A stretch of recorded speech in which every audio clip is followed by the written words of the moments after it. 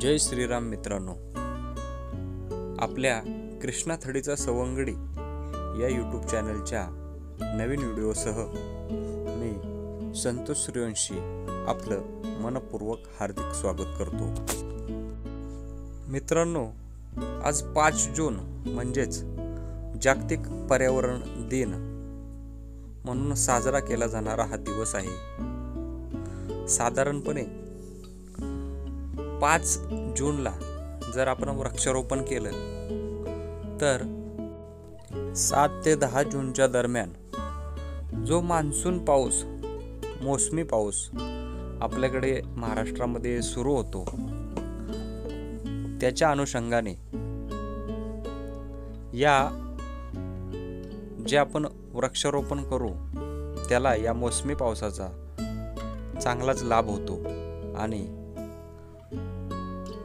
5 जून ही या वृक्ष लागवडीसाठी एक अतिशय अनुकूल अशी परिस्थिती आहे।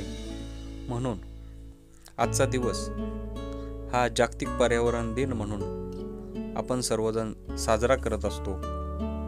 त्याचबरोबर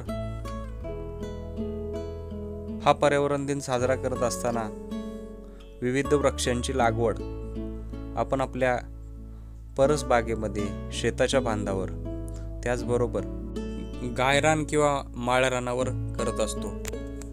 मित्रांनो, आजच्या दिवशी आम्ही 1 चौरस किलोमीटरच्या परिसराला जे झाड ऑक्सिजन पुरवतं अशा वटवृक्षांच्या ज्या फांद्या आहेत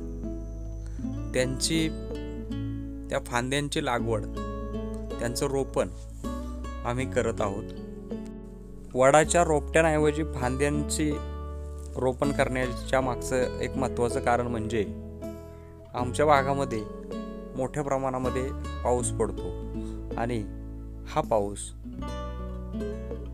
साधारण 2 ते 2.5 महिने मोठ्या प्रमाणामध्ये पडत असतो आणि त्या पावसामध्ये जे रोप आपण नवीन लावतो त्याला मोठ्या प्रमाणामध्ये नुकसान होतं। मात्र अशा फांद्यांचं जर आपण रोपण केलं तर त्याला नवीन अंकुर फुटतात या फांदीला आणि त्याचं एक चांगलं भक्कम असं झाड बनायला मदत होते। या फांद्यांच्या लागवडीसाठी इकडचा पाऊस आणि वातावरण पोषक असल्यामुळे आम्ही फांद्यांची लागवड आमच्या परिसरामध्ये करत आहोत।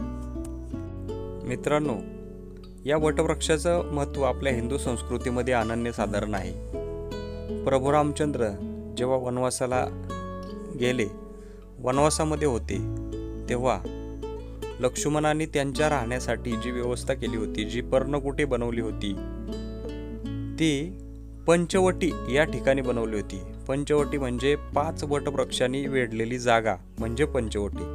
आज आम्ही आमच्या गावाच्या सभोवताली अशी 5 झाडे वटवृक्षांची रोपण करून ही प्रभू रामचंद्रांची संकल्पना, या पंचवटीची संकल्पना आमच्याही गावाच्या बाबतीत राबवत आहोत। एक वडाचं झाड हे साधारणपणे 1 चौरस किलोमीटरच्या परिसराला प्राणवायू पुरवत असते। निसर्गामधली जैवविविधता आणि पर्यावरणीय परिसंस्थांच्या विकासाच्या दृष्टीने हे वटवृक्ष अत्यंत महत्त्वाचे असतात।